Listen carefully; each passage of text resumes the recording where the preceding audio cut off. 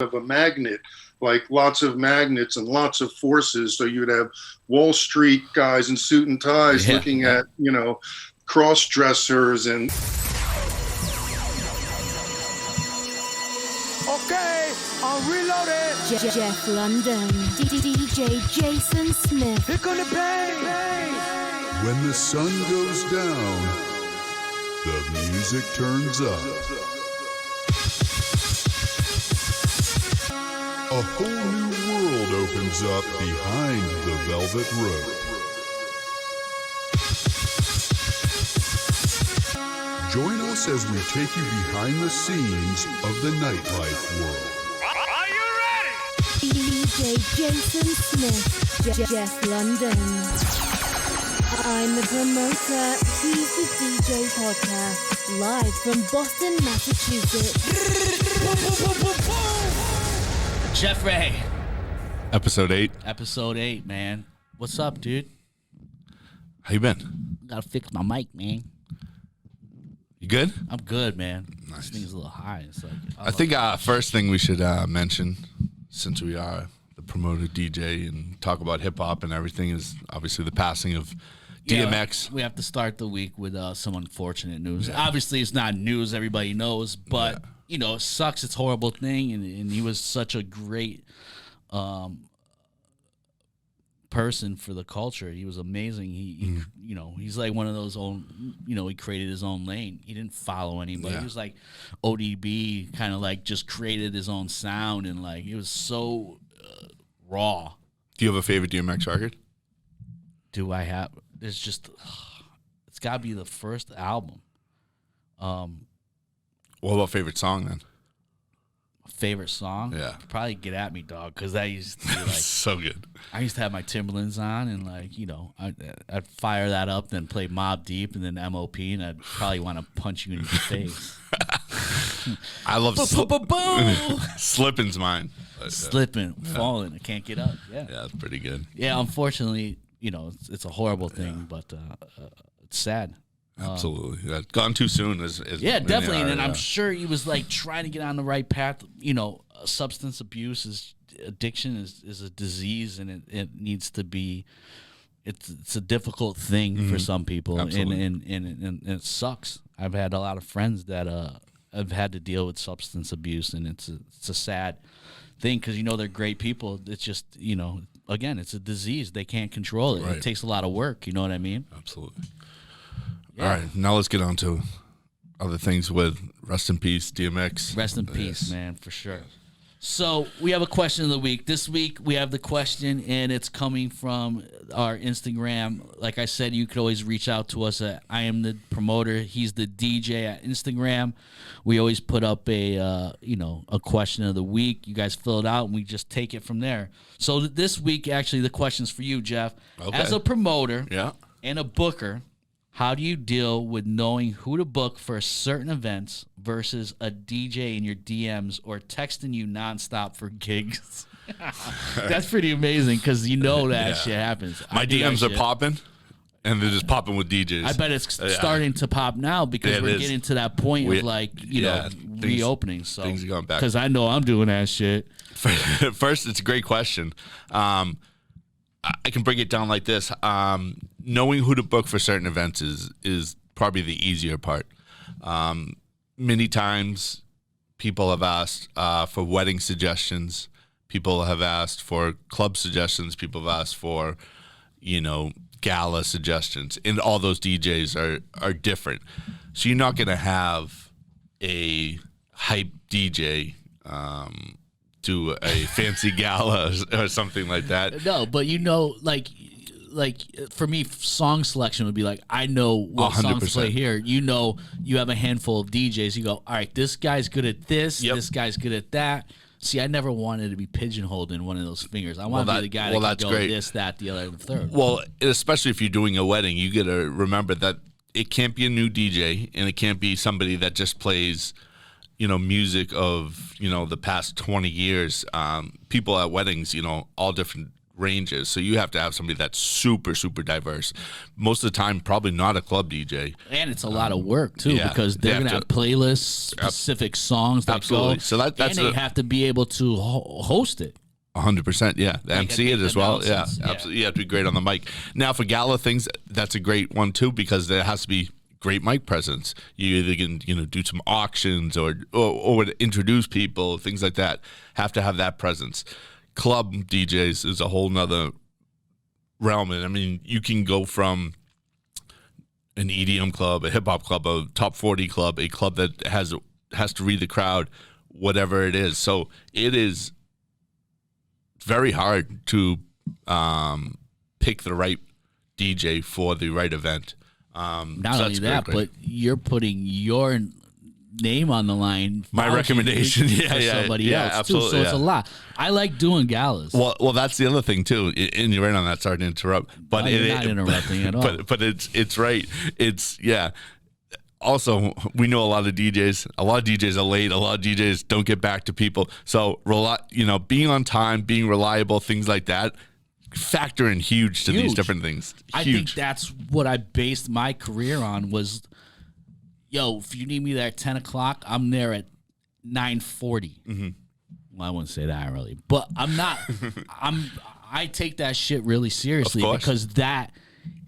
When you have that reputation of being on time and being responsible, and the last thing Jeff wants to worry about while they're taking care of getting people into a club is having an event somewhere else and worrying about that DJ getting there. Absolutely. The anxiety that comes with that's 100%. Not worth anything. Absolutely. So having somebody reliable, and that's what I based my career on, is friendships, relationships with promoters and booking agents and all that stuff, and being on time and being reliable. That is key, bro. 100%. And the second part of that, a DJ in your DMs are texting you nonstop for gigs.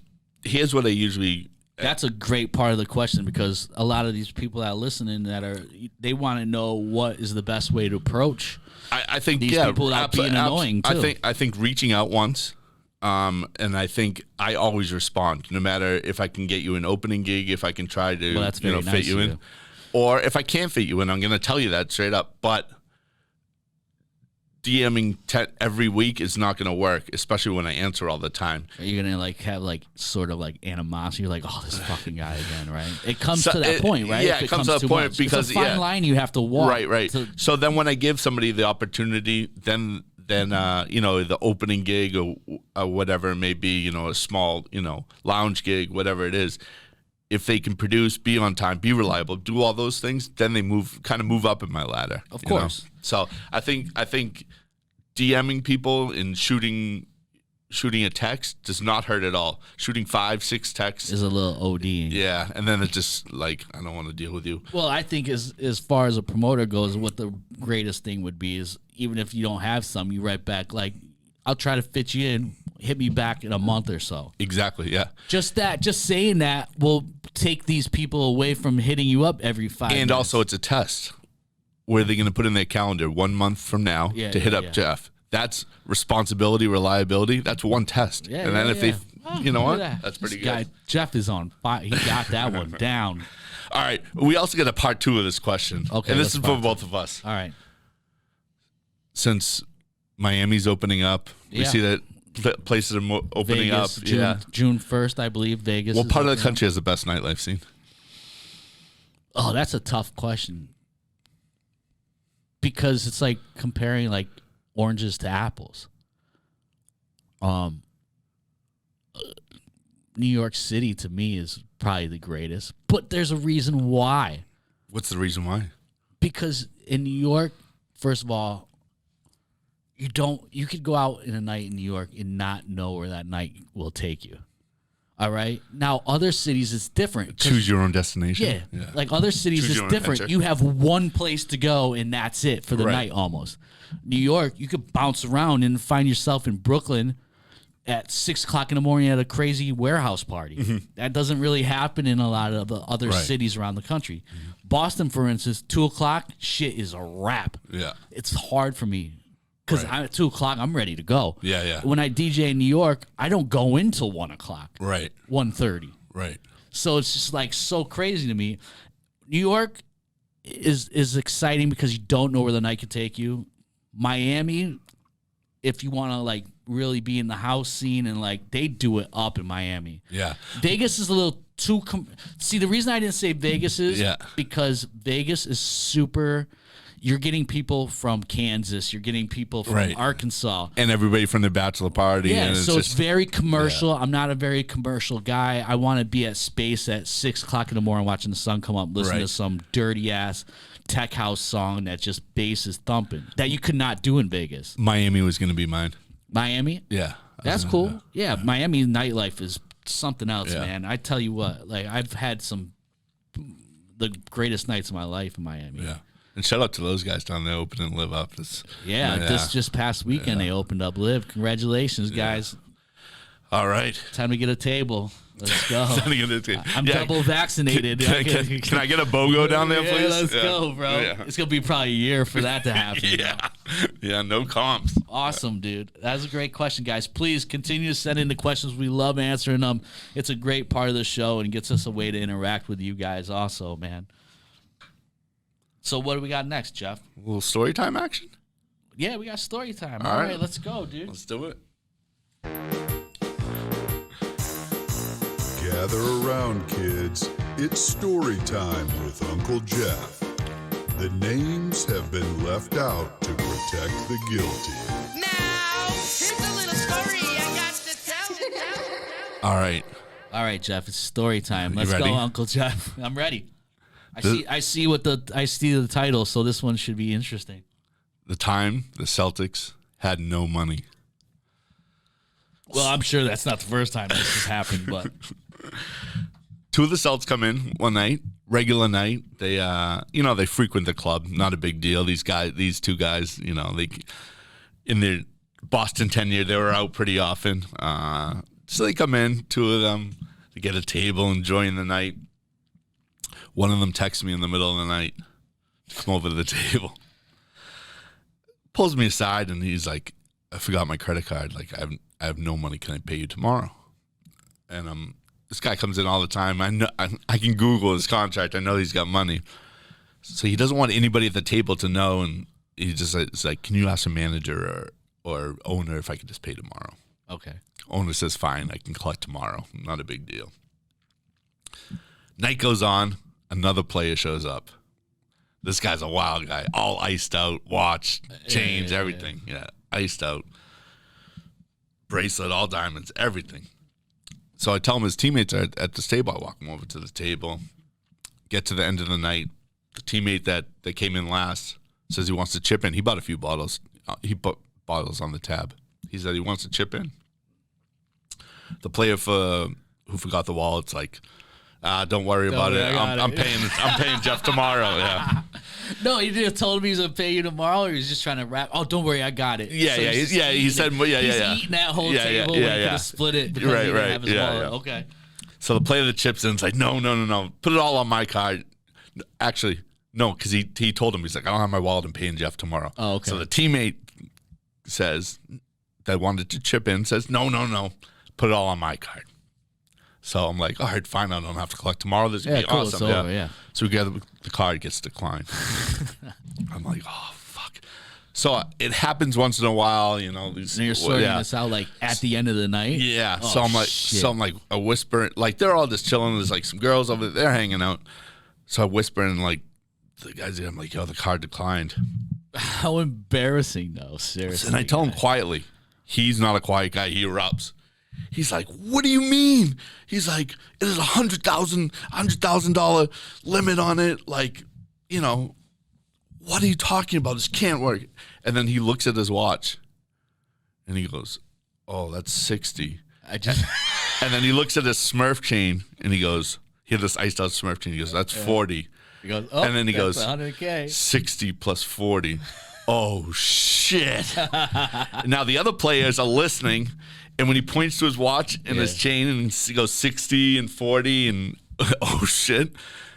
They started laughing and physically crying because it was the funniest thing like we've ever heard it. We just laughed and laughed for 10 minutes. I can only imagine. Oh, it's like having all that money and you're like, oh, I don't have any money. He was like 60, 40. Oh, shit. Oh, man, that's funny. They ended up paying the next day, which is good. It. But that was the night the Celtics had no money. Yeah. That's great, man. Yeah, man. Gather around, kids. It's story time with Uncle Jeff. The names have been left out to protect the guilty. Now, here's a little story I got to tell. All right, coming up now. Wait, I got something to say, bro. What do you say? I've done that shit before. We cards declined? No, where I'd leave it on the tour bus. So one of my band members was always like, yo, pay you for were it? the smartest guy on this tour. Yeah. Because you always leave your card and you're like, yo, I left my card on the bus, bro. So he'd be like, yo, you are definitely the smartest dude here. Nice. And But a lot of times, like, I've been with artists that's happened to too, because they have a certain spending limit. Well, this is And they have to call their accountant to open up to get the money in the middle of the night. Some of them are on certain budgets. Yeah, absolutely. they're budgeted. Well, now there's Venmo, there's Cash App, so it's like different now. But this is pre that. I'm dating myself, but that was it. Yeah. All right, Go ahead, man. We're going into an interview. Yeah, we got an interview coming up, man. Let's go. Now. All right, today on the promoter, he's the DJ. We welcome world famous photog Steve Eichner. In the 80s and 90s, he was the exclusive photographer for nightclubs such as Limelight, Palladium, Wetlands Reserve, Tunnel, gaining access to covered photo opportunities. He has photographed everything from the Met Gala to shooting over 40 New York Fashion Weeks. Steve has now just put out a brand new book titled In the Limelight, A Visual Ecstasy of New York Nightlife in the 90s, which I have read. Let us welcome Steve. Steve, welcome to the show, man. There's the book right there. We have it in place, man. Yeah, most people look at the pictures; they don't read it. So that's really great. I read the foreword by Mistigation there, which was amazing. Yep. So and mention we got to mention my partner Gabriel Sanchez, who brought the project to fruition. Yes, written and edited by Gabriel. Absolutely. Well, thank God. Yeah, it's a beautiful book. You never make sure everybody gets out and gets it for sure. Absolutely. So let's talk about the book and how it came to be and why almost like 30 years later you thought it was like the right time to release these photos.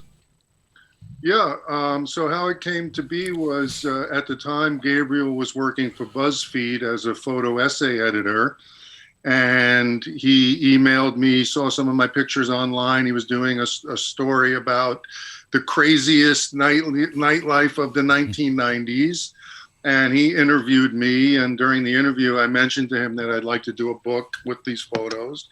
And he published the article and it went viral, and he circled back and he said, I'd love to work on this project with you. And, he's a lot younger, but he didn't really live through that era, but he admired it and he was inspired by it. So, we put together a pitch, we got an agent, we went through the whole process of pitching publishers, and finally we got one. And then it was really the fun part, because I have these photos that have been sitting in filing cabinets for 30 years. So they're slides and negatives from back at the beginning of my career when I started shooting in these nightclubs. And for me, being 20-something that had just moved to New York City from Long Island, I was like a kid in a candy store. Oh, yeah. It was like Halloween on acid every night. Yeah. Every night. And, so that's how the book started. And we finally got a publisher. And then it was very interesting timing because it was released during COVID. Mm-hmm. So nobody had a chance to party and go to clubs. And so we really got to reminisce. And then the people that picked it up and the publicity and all of the news outlets were like, wow, this is just such great timing, reminiscing about a time that, it wasn't the same before COVID. Mm-hmm. So when you look back to 90s nightlife in New York, this is like a time capsule of, an era when the mega club was everywhere in New York, and You know, you really had to go out and be there. It was before social media. Right. And so you had to show up and be you know, there. actually you couldn't fake it. There were no filters. You had to be there. Yeah. It was a beautiful time, and it was a special time in New York. And I lived in New York for about 20 years, and the New York that I moved to was definitely not the New York that I left. Unfortunately, you know, it changed so much. The mega club was no longer. I think the last mega club we had was Pasha. After that was it. There's Marquee left, and another thing is, I have a question about the celebrities in your book. A lot of that changed now from back then. Is celebrities don't go out as often as they used to back in that era that you photographed, because they can't escape.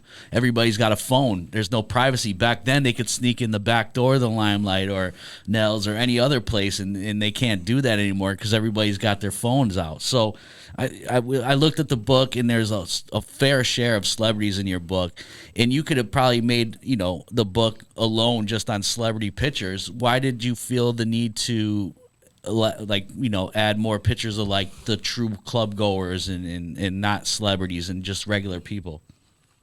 Well, the short, straightforward answer is that these are the photos I shot for myself. So actually my job was to photograph the celebrities at the club for the club. And the next day they would be shopped around to the New York Post and the New York Times and the Daily News and People Magazine and Us.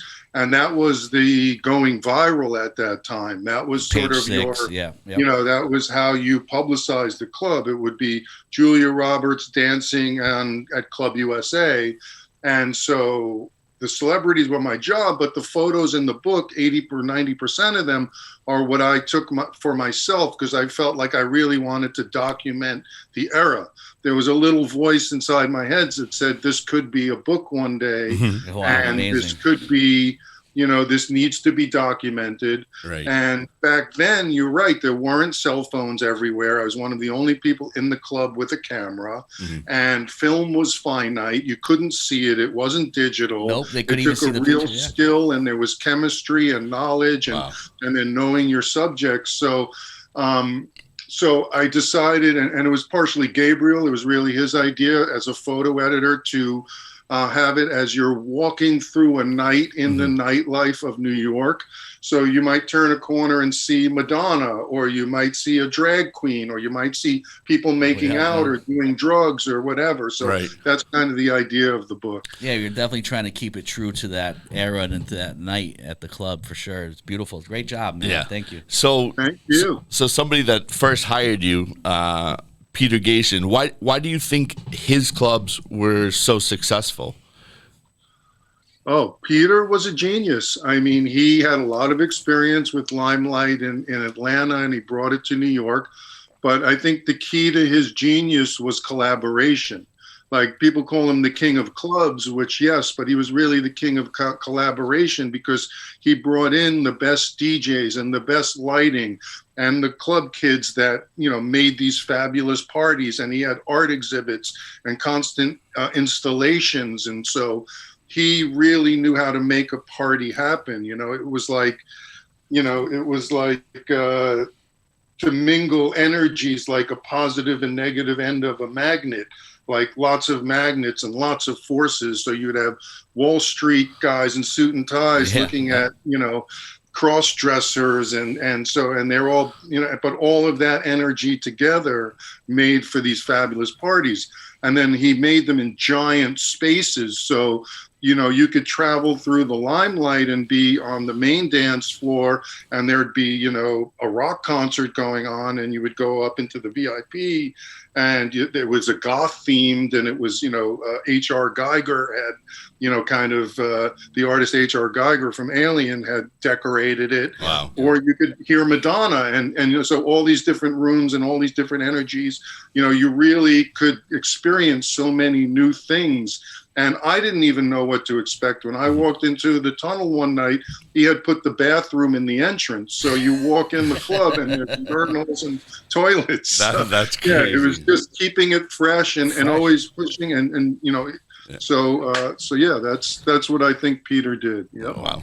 That's where we have a lot of meetings. I've been in this business for a long time, and I think that's what the industry really misses nowadays is it just becomes one experience. I want to go to a venue and have multi-experiences. You could go to the Limelight, you're in the main room, like you said, go to the back room, you could hear a hip-hop DJ, you get sick of that guy, go back to the main room, and it kept you stimulated constantly. You never knew, and you would go back every week because it wasn't the same old thing. It wasn't A, B, C, D, E. You didn't know what you were getting, and that's the unfortunate thing about our business right now. It's not like that, and I push that on people I work with to create those kind of moments. We need moments. It's not about just bottle service and a DJ and a couple of lights. It's about making a night special like Studio 54 and Peter did. So I actually had the opportunity to DJ at the Limelight before, it turned into Avalon and all that stuff. And I just wanted to know, what role do you think the music had in the fashion, and what role did that play in the whole photography of the whole nightlife? Like, what role did the DJ play? Well, the DJs were testing out music. So they would come with a record and spin it. And if the crowd responded, that record would continue to get played. Go to the next and level. So you'd have someone like Madonna, I mentioned before, would come and hand a record to the DJ and watch what the crowd did. And so the DJs had a lot of influence on where music went and the culture. And then Peter's genius, he had Tunnel on Sundays was hip hop night. Right. Yep. And no place else in Manhattan had hip hop because of the, the policing of it and the stereotypes that came with it. Stereotype of what would happen at a hip hop show. But Peter took that chance. And with DJ Flex, right? Funkmaster Flex. Yep. And they figured out a way with metal detectors and talking with the police and had a hip hop night. So DJs were incredibly creative and influential and important to the 90s nightlife culture. They broke records. Yeah, I remember, when I first started out in New York, I would have record label A&Rs come to the club and actually still hand me CDs and vinyl and have to play them throughout the night. Yeah, man, that's amazing. Sure. So going on the influence of DJs, what do you think the impact of the social media had on the nightclubs, and what's the impact? Because as you said before, you were the only one with a camera in there before. What do you think that now it has a role on photographers that everybody has a camera? Well, nobody's paying attention. Exactly. You had to be present, and everyone's looking at their phone and filming it and saving it for later and sending it. And, in those days when there was a pop-up fashion show in the middle of the dance floor, everyone turned and looked and focused at it, and there were no phones in the air recording it. I would be photographing it, but people actually experience things. So I think that's a huge difference. It is, because, you're videotaping this thing and for a later time that you're probably not even gonna look at ever again. Yeah, true. Right. It's like a waste. Like, just enjoy the moment. Like, you're wasting your time and you're missing that connection. Those special moments. Like, it's a connection. So that's great. So what are some of the most memorable moments you've had in Limelight? Something crazy. It doesn't have to be Limelight. It could be any club. Any club, any club at all. Like, what's the craziest moments you've experienced probably in nightlife? Oh, well, there's so many. I mean, with celebrities, I had a situation with Leonardo DiCaprio once where we were at this movie premiere after party, and he was there, and I was photographing around. And in those days, they had girls that sold candy and cigarettes. Oh, yeah, like with the trays. And they were dressed up really colorful. And I saw him, and he was maybe like 16 or 17 at the time. It's crazy. And so he was buying something, and I just thought, it's a cute shot. So I snapped a couple, and and Dennis Hopper was there, and Henry Fonda were there, and they were in the movie Red Rock West that was premiered. And I get a tap on my shoulder, and it's Leonardo, and he says, "Hey man, will you do me a favor?" I'm like, "Oh yeah, sure, man, whatever." He's like, "Don't use that photo." So I was like, all right, I won't. He's like, I'll do anything you want. I'll pose for any picture. So going around taking pictures of him, he's posing. And so I said, well, can I ask you why? Yeah. He said, well, I was buying cigarettes, and I didn't want my mom to see that I'm buying cigarettes. Wow, that's pretty good. yeah. That's amazing. Yeah, But that I is mean, I've amazing. seen, like, the club kids doing incredible amounts of drugs in the bathrooms and until fall down, pass out drunk. And Yeah, yeah. people having full on sex, like multiple orgies in the balcony of the Palladium. And, Wow. there's just endless amounts of stories backstage with, bands like, when Steven Tyler came and Yeah, Aerosmith. Yeah. to Club USA, and I was partying with him backstage, and he took me on as personal photographer. And so, having the camera, I realized early on, made me a VIP. It did. It So- brought attention to you for sure. People felt it was comfortable. like They wanted to being be a on rock camera. star Yeah. because there were so many Instagram moments, but there was no Instagram. So I was Exactly. the window on the world. Right. So everybody wanted to be photographed back then. I'd like to see the pictures that you didn't put in the book. Oh, so going on that. So when you started, giving the pictures to Page Six and getting recognized by the papers and the Post and the Times, was it harder to get celebrities to pose then, or was it easier because now they saw that they could be in the spotlight in the newspaper in the morning? They weren't as guarded back then. They were there to party. They were there to have a good time. There wasn't this whole image consciousness thing, and there wasn't a cancel culture if you were out partying. It was almost like a badge of honor to be out at the clubs partying. So I worked with the publicists for the clubs. I worked with Peter's publicist, Michelle Feeney or Bruce Lynn. And my job, I had a beeper back then. And if I was out at another club or even sleeping in my bed, my beeper would get off, go off, get off, go off. Same thing.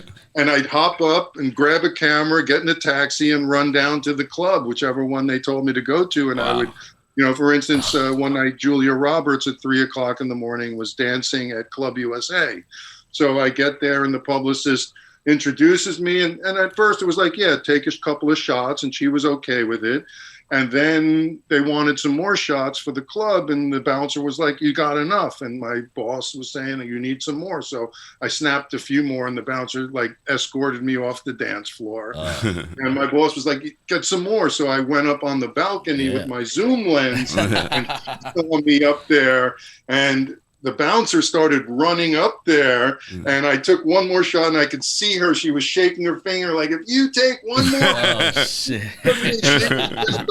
and I ran out the side door and got the film developed and brought it to the newspapers. That's so exciting, man. That's that real New York City shit right there, because that is the only place that could really happen like that excitement, and that's what drew me to move to New York. I grew up in upstate, and I knew I needed to be in that atmosphere, and it's done the same thing for me, just not on the same level as you. Obviously, you've been there.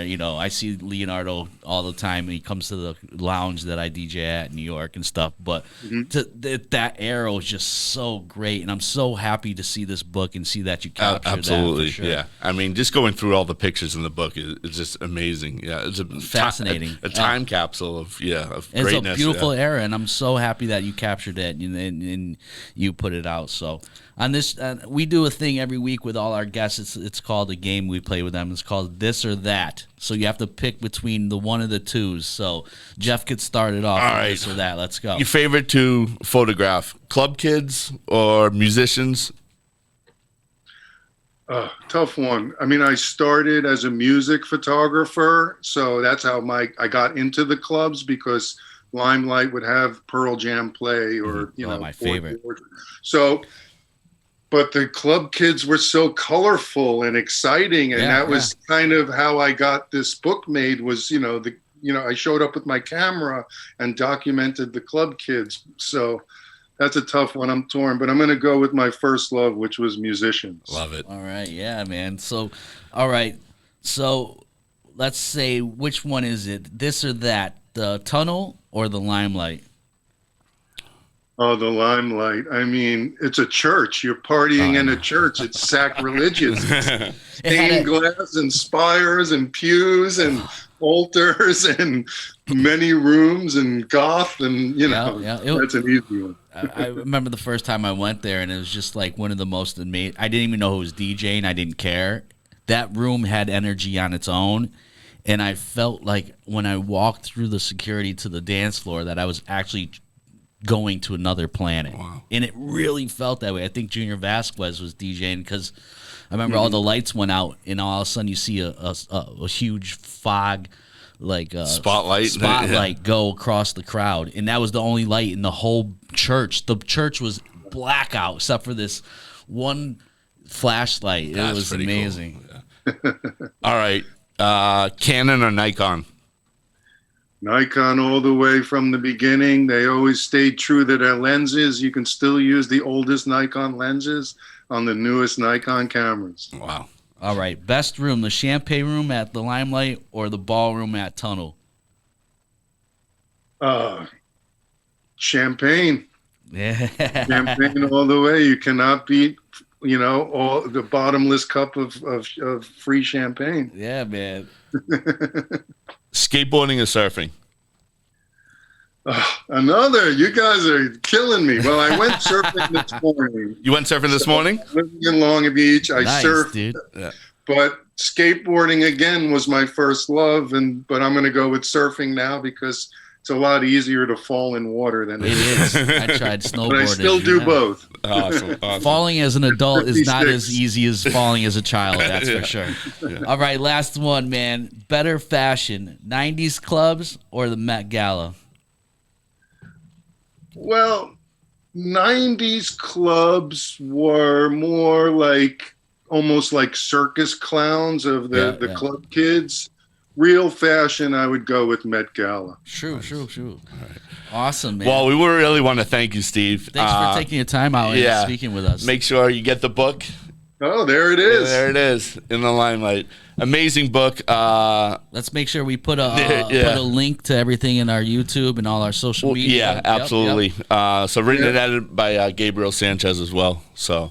Yep. Let me plug it in-the-limelight.com if you want to get a signed copy and some shirts and other memorabilia. And it's been a real pleasure being here. You guys are awesome. And keep on partying. Will do. Brother. Thank you so much. Steve. Really appreciate it. We appreciate Thank you, brother. Want to thank again, Steve, for that amazing interview. Yeah, again, Steve, thank you for taking your time out, man. It's in-the-limelight.com. Grab his book. Great book. I thoroughly enjoyed it. Should we do some positive news? Sure, why not?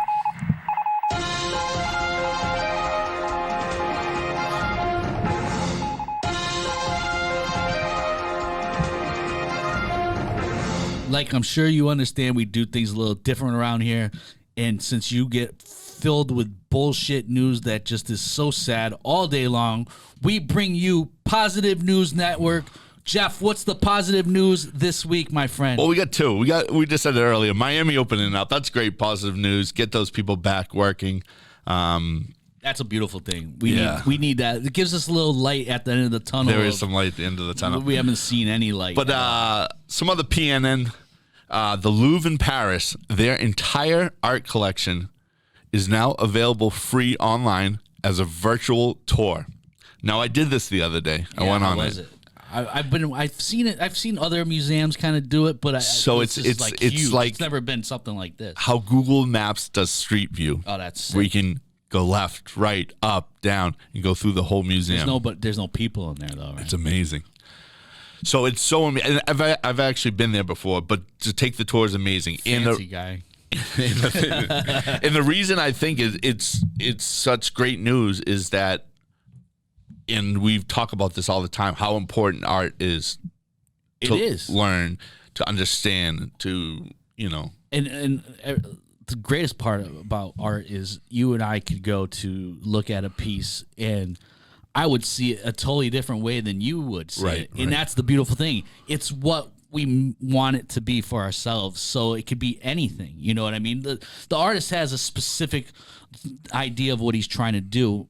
We could think that A or B, but it's actually G. You know what I mean? Because Right. the art, it's a great way to express yourself. And I hate hearing stories about them trying to get rid of art in schools and stuff. I think it's a very, very important thing that we need art and music in classes and schools. I always try to donate money to wherever I can or my time to that stuff because it's so important. No, I agree. I mean, and just to see it in context, to see it in there. I mean, people have seen the Mona Lisa a billion times. Yeah. But people don't know it's only 2.5 feet by a foot and a half. It's all small. right. So let me ask you this: Yeah. since you've seen it in person, Yes.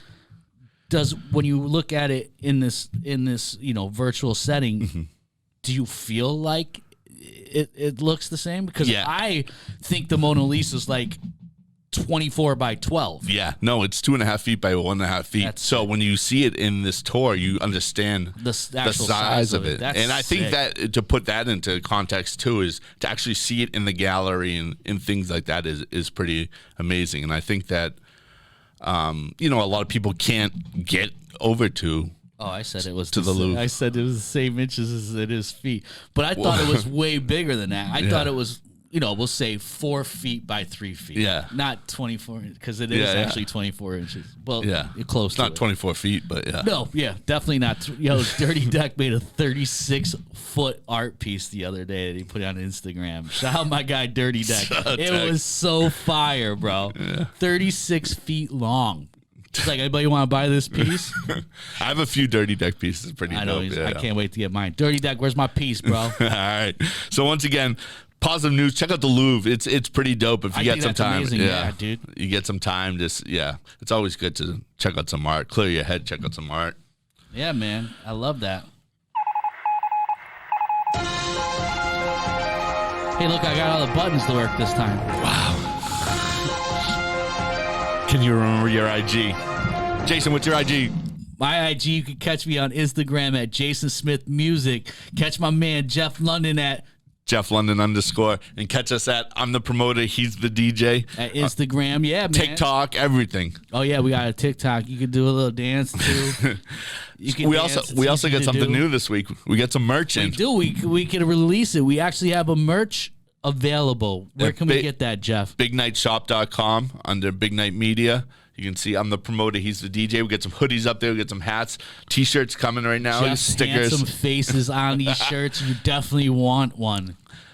Once again, thank you as always. Yeah, we appreciate Appreciate y'all, it, man. yeah. Listen to us bullshit. Yes. It's great.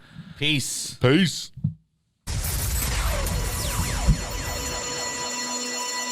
Okay, I'm reloaded. Jeff London, DJ Jason.